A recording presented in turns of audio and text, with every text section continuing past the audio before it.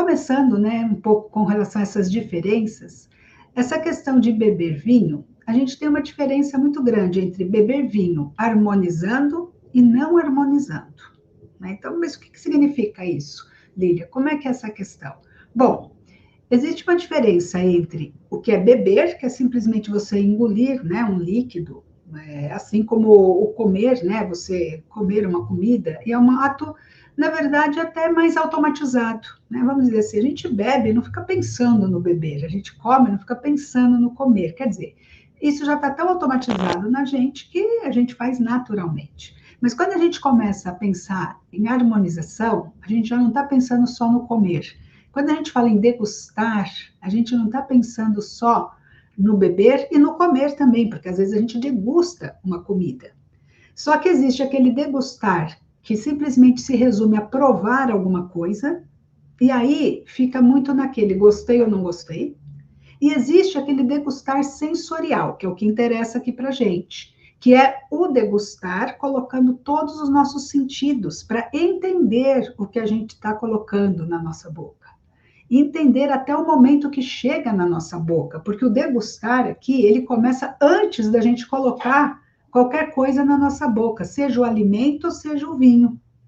A gente começa a degustar o vinho, inclusive, não é nem na hora que a gente olha para o vinho e faz a parte visual da análise daquele vinho.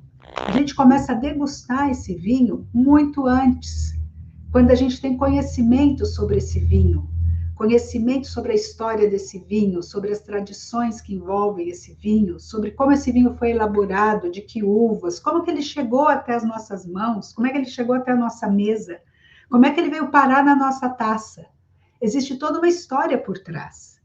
E aqui é esse o nosso degustar, porque é esse degustar mais amplo, né, mais holístico, é esse degustar que vai ajudar a gente na hora de harmonizar. É ele que pode nos trazer a clareza de que vinho escolher para harmonizar. É ele que começa a nos dar as pistas do que vai funcionar nessa harmonização. Porque, além disso, existem também os saberes da comida, os saberes da harmonização. A gente não tem aquele ditado que diz que a comida se come pelos olhos? A gente já começa com a comida olhando para ela. Mas, do mesmo jeito, a gente também analisa essa comida ou começa a comer, né, a degustar essa comida, quando a gente sabe da história dessa receita, como surgiu aquele prato, a gente vai degustar com muito mais detalhes. Quer ver um exemplo muito simples? Outro dia eu fiz uma live sobre harmonização com pastel de feira, né? Pastel de feira. Vamos harmonizar pastel de feira com vinho. Tem gente que acha que é possível, tem gente que acha que não é possível. Eu diria que é isso que nós fazemos aqui nas Mulheres do Vinho. A gente tem o nosso mundo paralelo das Mulheres do Vinho, que é esse mundo de Castalha, e aqui no nosso mundo paralelo a gente faz a harmonização herege. Ou seja, a gente conhece as regras, a gente conhece a harmonização, a gente estuda a harmonização, a gente pratica a harmonização, treina a harmonização, para depois a gente quebrar as regras da harmonização com o vinho que a gente quiser e na ocasião que a gente quiser. E nessa ocasião eu quis harmonizar pastel de feira de carne. E tem uma coisa interessante, falei, engraçado, a gente come pastel de carne a vida inteira aqui, mas como é que surgiu esse pastel de carne? Qual a origem dessa receita? E isso eu me inspiro muito justamente na questão da gastronomia, porque a gastronomia, os chefes de cozinha, o pessoal que cria as receitas, geralmente eles estudam muito a história da gastronomia. E aqui a gente estuda a história dos vinhos, juntamente com a gastronomia. E aí eu fui buscar essa história do pastel, não sei se você sabe ou não, minha amiga, mas o pastel de feira tem duas origens, tem duas histórias que podem justificar, né, o surgimento desse pastel de feira que a gente come aí, se é só segunda que acho que não tem feira, né, mas de terça, quarta, quinta, sexta, sábado até domingo, tem pastel de feira em todas as feiras, fora as pastelarias, né?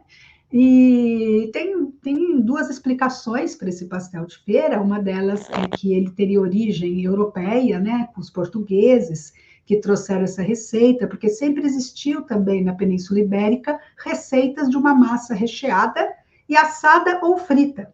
Eu me lembro da minha mãe, que tem origem portuguesa, dela fazer pastel assado, isso sim. Desde a minha infância eu me lembro dela assar o pastel, né, fazer o pastel assadinho, recheadinho, Claro, o pastel de feira a gente tem aquela cultura dos japoneses ou dos orientais, que também é verdade que eles têm no rolinho primavera ou nos gyozas, eles têm um pouco dessa origem do que depois viria a se transformar no nosso pastel de feira. Então, olha que interessante, quando você come um pastel de feira e não conhece essa história, você está só comendo um pastel de feira. Quando você bebe um vinho e não conhece a história do vinho, você só está bebendo vinho.